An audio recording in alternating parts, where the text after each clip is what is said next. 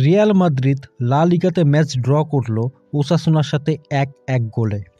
পুরো ম্যাচ জুড়েই রেফারিকে নিয়ে বিতর্ক তৈরি হলো অনেক। ম্যাচের মধ্যে একটি রেড কার্ড দেখে জুডে বেলিংহাম। শুধুমাত্র ফার্স্ট হাফেই রেফারি একের পর এক বিতর্কিত ডিসিশন দিতে থাকে রিয়াল মাদ্রিদের এগেনস্টে।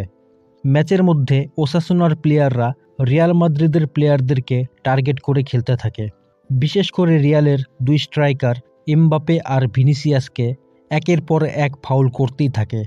প্রথম হাফেই রিয়াল মাদ্রিদকে 2টি ন্যায্য পেনাল্টি দেয়নি রেফারি।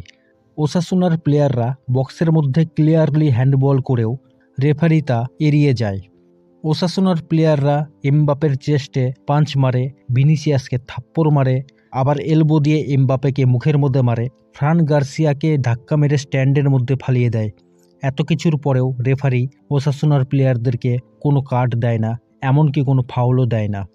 এছাড়াও যখন ওসাসুনার প্লেয়াররা বক্সের মধ্যে হ্যান্ডবল করে, রিয়ালের কোচ কার্লো আনসেলোত্তি পেনাল্টির জন্য রিভিউ চায়, কিন্তু উল্টে তাকেই হলুদ কার্ড দেখিয়ে দেয় রেফারি।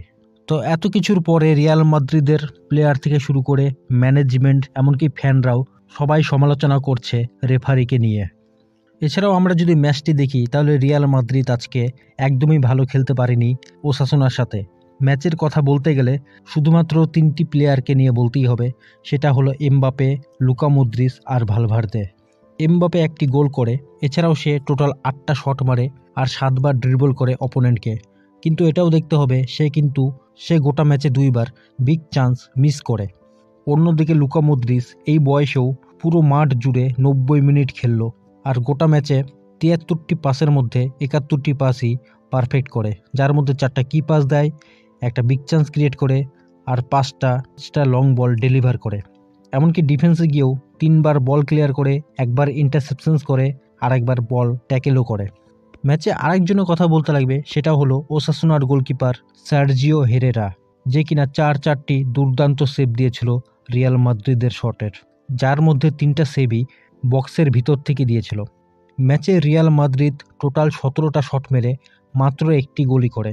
বাজে রেফারিং আর বাজে পারফরমেন্স, এই 2 কারণেই রিয়াল মাদ্রিদ আজকে ওসাসুনার সঙ্গে ম্যাচটি ড্র করলো। আর এই ড্রয়ের ফলে 24 ম্যাচে 51 পয়েন্টে দাঁড়ালো। লিগ টেবিলের টপে থাকলেও বার্সেলোনা যদি পরবর্তী ম্যাচ জিতে তাহলে তারা রিয়াল মাদ্রিদকে ধরে ফেলবে। এদিকে আজকে ইপিএলের ম্যাচে ম্যানচেস্টার সিটি হারিয়েছে নিউক্যাসল ইউনাইটেডকে। ম্যাচের ফার্স্ট হাফেই হ্যাট্রিক করে নতুন সাইনিং করা প্লেয়ার ওমার মারমাউস। তবে আজকের ম্যানচেস্টার সিটির ম্যাচে আরেকজন প্লেয়ার হাইলাইট হয়েছে, আর সেটা হলো ব্রাজিলিয়ান গোলকিপার এডারসন। আজকের ম্যাচে সে 1টি অ্যাসিস্ট করে আর এই মরশুমে টোটাল 3টি অ্যাসিস্ট করল। ইংলিশ প্রিমিয়ার লিগের ইতিহাসের প্রথম গোলকিপার হিসাবে এক মরশুমে 3টি অ্যাসিস্ট করল এডারসন।